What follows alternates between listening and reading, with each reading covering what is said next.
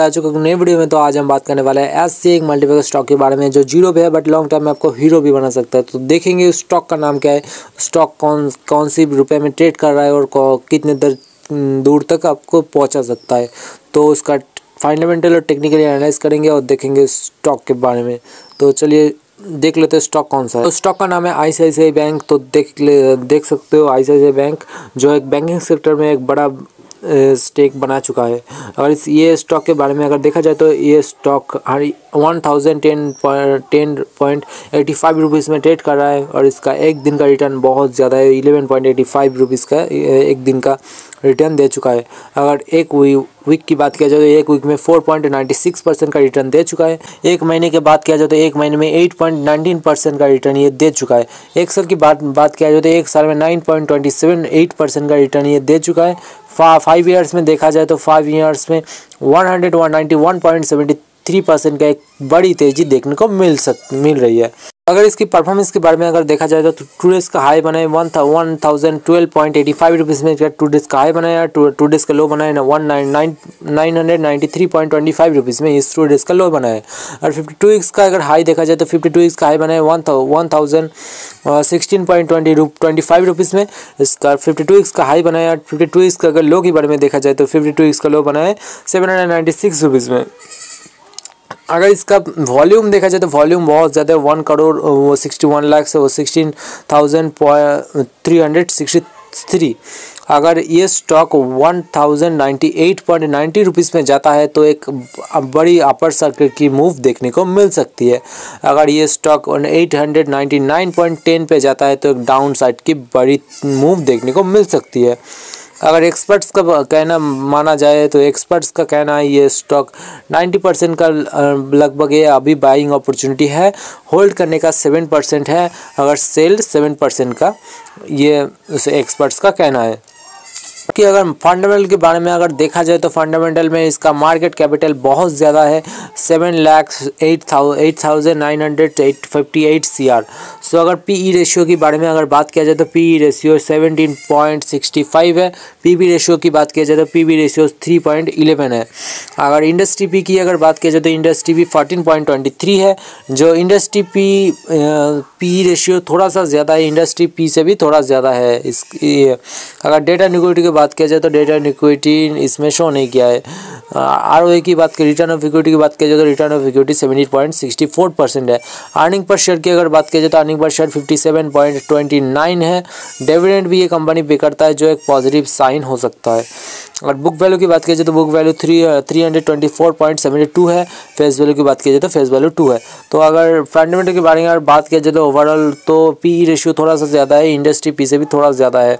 So overall अगर देखा जाए तो ठीक ठाक ही है। रेवेन्यू के बारे में अगर बात किया जाए तो फाइनेंशियली तो रेवेन्यू थोड़ा ईयरली 2019 से कॉन्सिस्टेंटली बढ़ रहा है।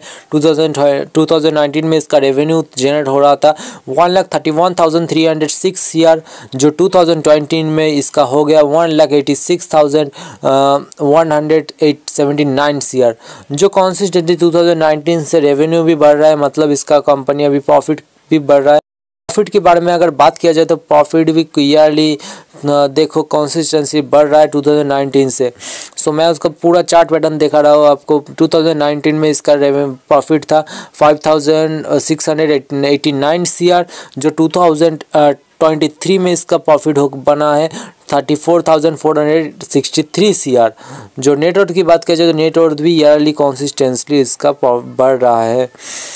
तो अगर इसके शेयर होल्डिंग पैटर्न की अगर बात किया जाए तो शेयर होल्डिंग पैटर्न में प्रोमोटर्स का स्टेक पहले तो नहीं है, एकदम ज़ीरो है। तो फॉरेन इंस्टीट्यूट की अगर बात किया जाए तो फॉरेन इंस्टीट्यूट की इन्वेस्टमेंट है 44.38%। म्यूचुअल फंड ने निवेश किया है 29.67%। रिटेलर्स ने इन्वेस्ट किया है 13.72% और DII का इन्वेस्टेड 12.23%, जो लगभग ठीक ठाक ही है। एक फॉरेन इंस्टीट्यूट की अगर बात की जाए तो ठीक ठाक ही है। रिटेलर्स का निवेश कम है और प्रोमोटर्स ने भी निवेश नहीं किया, तो एक नेगेटिव पॉइंट ये हो सकता है। तो देखेंगे इसके चार्ट के बारे में। ICICI बैंक की अगर चार्ट की बारे में अगर बात किया जाए तो चार्ट बहुत कंसिस्टेंटली एक अप ट्रेंड की मूव देखने को मिल चुकी है। सो अगर इसकी मूव की अगर इसके बारे में अगर देखा जाए तो प्रीवियस जो चार्ट है उसमें भी ये टुडे अगर ट्रेड कर रहा है तो ये सबसे ज़्यादा उसका लॉन्ग टर्म में हाई है, सबसे हाई है। तो अपने हाई पे ट्रेड कर रहा है तो ये स्टॉक का माना जाता है कि अगर ये स्टॉक जो जितने बार भी ये स्टॉक अपर मूवमेंट की देखने को मिला तब भी एक डाउन ट्रेंड की सर्किट देखने को मिल चुकी है। सो जब ये स्टॉक एक अपना हाई बनाया है तब तक ये एक डाउन सर्किट की मूव देखने को मिल चुकी है। सो इसके अगर बात किया जाए तो एक अपसाइड की अगर ये सबसे इस स्टॉक की अगर हाई की बात की जाए तो ये एक डाउन साइड की मूव देखने को मिल सकता है। सो मूविंग एवरेज की अगर बात किया जाए तो मूविंग एवरेज 50 मूविंग एवरेज और 200 को दोनों को ही ब्रेक किया है। अगर RSI की अगर बात किया जाए तो RSI अभी 64.32 पे चल रहा है। RSI को भी ब्रेक किया है बट ओवर वैल्यूड जोन में अभी चल रहा है। तो RSI अगर 40 पे आता है तो एक बाइंग अपॉर्चुनिटी हो सकता है। तो अगर इस स्टॉक को अगर देखा जाए तो जब ऊपर अपने टॉप पे गया है तब एक डाउन साइड की मूव उसमें देखने को मिल सकता है। सो ये स्टॉक का अगर देखा जाए तो इस स्टॉक का सपोर्ट आप ले सकते हो 927.75 में एक सपोर्ट है बहुत अच्छा खासा। तो वो उस सपोर्ट के अगर आता है तो 927.75 में जब आता है इस सपोर्ट पे तब एक अपसाइड की मूव देखने को मिल सकता है।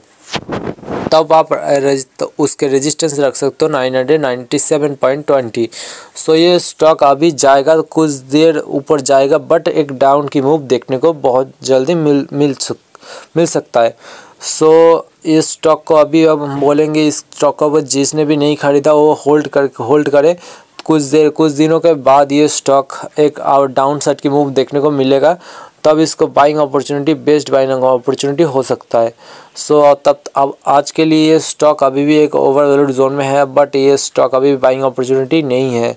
सो स्टॉक अगर 927.75 में जाता है तो एक बेस्ट बाइंग अपॉर्चुनिटी हो सकता है। तब तक के लिए होल्ड करना ही ज़रूरी है, अच्छा है।